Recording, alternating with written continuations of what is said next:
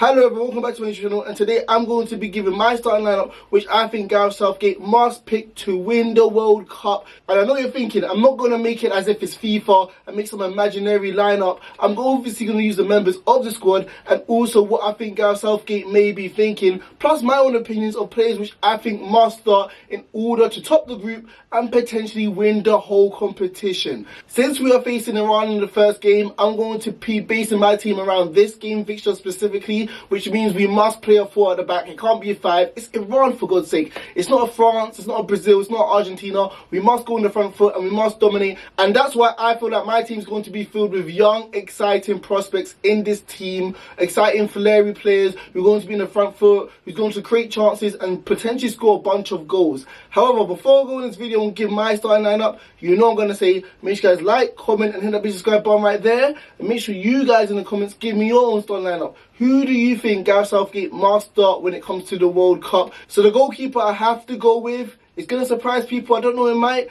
it's Jordan Pickford. I know you're going to say Ramsdale, Pope. They're part of two teams which have the best defensive record when it comes to the Premier League this season. However, Pickford has abundance of experience when it comes to major tournaments, being successful and elevating his performances when it comes to international tournaments. We saw in the World Cup when it comes to 2018, and we saw in the Euros last year in 2020 when obviously he was decisive, saving some penalties in a penalty shoot against Italy and making some decisive saves on the way to the Euros final. Pickford has the experience on his side, and although Pope might be a better shot stopper, people may say, I think that Pickford's distribution, his ability on the ball supersedes this, because we saw Pope against Germany, his inability to literally make a few passes together with his centre-backs, which put us under a lot of pressure. Ramsdale is a good shout, but at the end of the day, I just feel like it's just too much of a risk to put him and throw him into the fire line when it comes to this year's competition, because we have barely seen him start in the England shirt. Jordan Pickford is surely the safe option,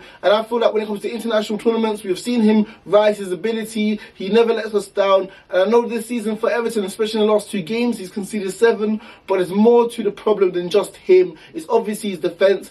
But going into this tournament, Pickford has to be the surefire bet. So the next position I'm going to be talking about is the right back position. And I was pretty much torn when it came to this between Trippier and Trent Alexander-Arnold. But I had to put my biases aside, I had to be objective, and I had to pick Kieran Trippier.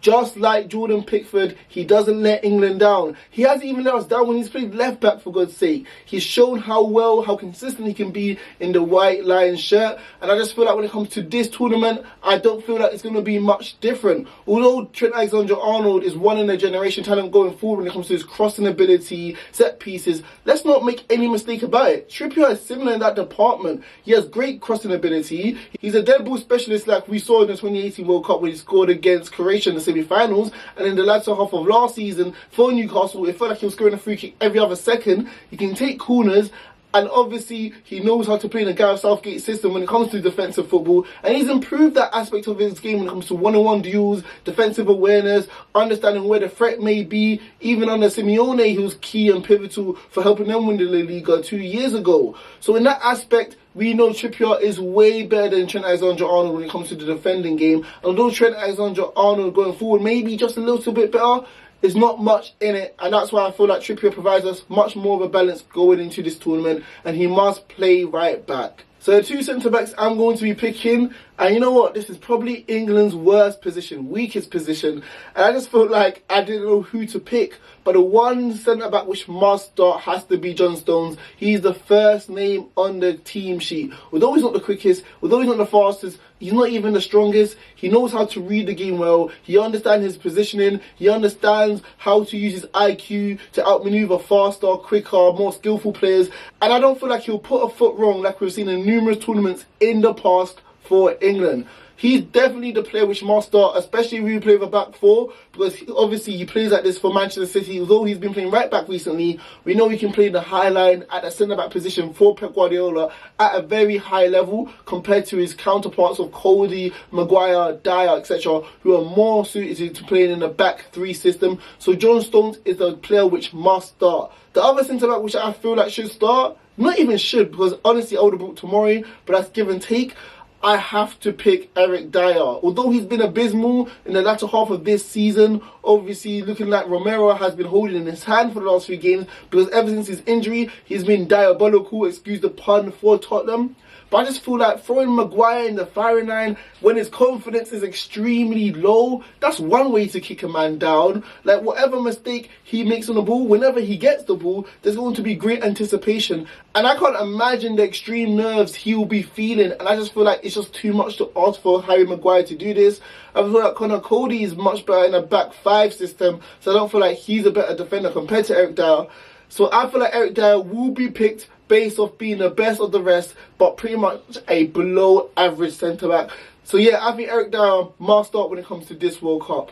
When it comes to the left-back position, there's only one name which comes to mind, because he's pretty much the only fit left-back, the natural left-back we have at our disposal, and that is Luke Shaw. I feel like he's had a resurgence on the Manchester United this season ever since Maddison took his position, took his role, but ever since then, he has been very consistent, playing extremely well at a good level, steady Eddie level, and I feel like he'll be able to replicate form like we've seen in past tournaments for England when it comes to Southgate. I feel like in the past, a lot of managers have struggled to work with Luke Shaw to get him motivated, to get him inspired to play at a very high level, which we all know he can do. But I feel like Southgate is the man, is the person, because we saw in the last tournament, he made the team of the season, and I just don't feel like he'll let Gareth Southgate down this time. Chilwell's obviously injured. It would be stupid to play Trippier left back when that's not his natural position, and Saka is obviously a right winger now, past his days of being a left back for Arsenal 2 or 3 years ago, so the natural right fit has to be Luke Shaw. So the next position I'm going to be picking, and I feel like this is England's most important position, is the CDM role, and it has to be Declan Rice. He's literally 1 in a million, which we have at a very high level, nearing world-class level, Declan Rice, because he's the only natural fit when it comes to protecting the back 4, obviously shielding the defence, sensing attacking threats, and we don't really have this in abundance when it comes to this position. We have much more quality when it comes to the final third. Declan Rice, like we've seen in past tournaments, especially in the Euros, he was sensational. He has a great engine on him. I feel like he's improved his passing range, so I don't feel like he's one-dimensional, only just protecting the back 4. Also, he has leadership, he has character, he's West Ham's captain, and we're going to need this sort of experience when it comes to the latter stages of the tournament. Also, Declan Rice, I felt like, was England's best player when it came to the Euros final against Italy, which shows how much he's come of age. Although he's still extremely young, we shouldn't judge someone by their age, but by their longevity and by their experience in the game. And Declan Rice for West Ham and for England has been doing it.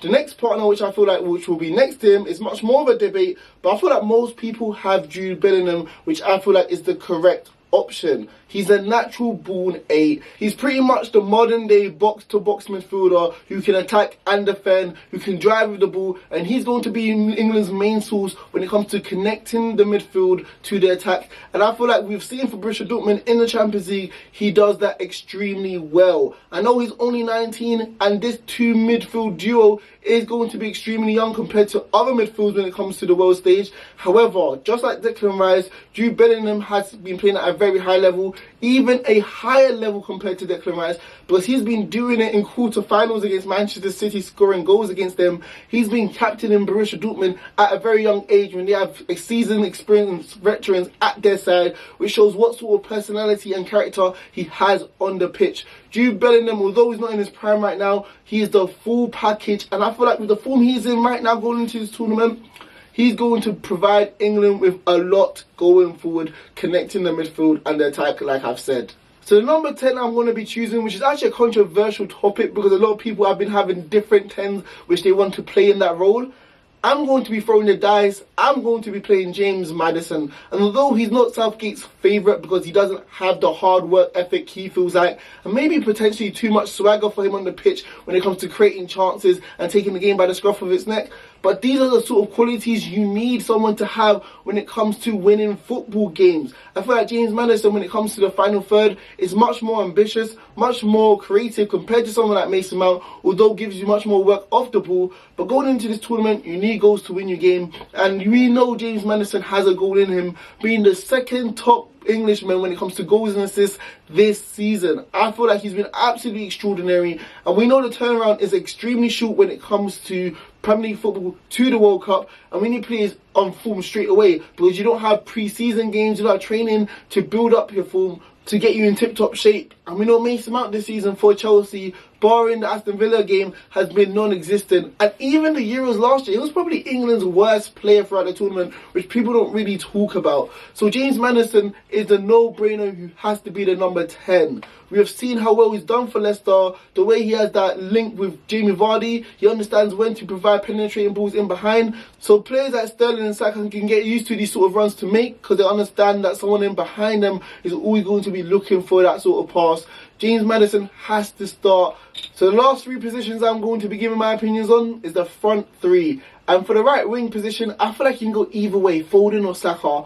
But I chose Phil Foden. Although Saka for England has been playing at a much higher level and has had greater impact, I just feel like England, just as of yet, have not been able to unlock Phil Foden's full potential. And as soon as we unlock that full potential, and if England do unlock Phil Foden's full potential, England will be reaping the full benefits. Phil Foden is so dynamic, so quick, so explosive, has great technique, has great passing range, and especially against a team like Iran, where you will need more creativity, more ambitious through balls for players like Kane, Saka on the other side, potentially Sterling or Rashford. I feel like you must accompany James Maddison with another creative spark, which will be Phil Foden. I feel like he's a greater passer compared to Saka, which is undebatable, and I feel like he's really underrated when it comes to making runs in behind. I know people say he loves ball to feet, but he's actually quite dynamic and explosive when it comes to his pace, and I feel like he'll be able to take advantage of weaker defensive teams. The striker which I'm going to be picking for England is obviously undebated. He's England's captain,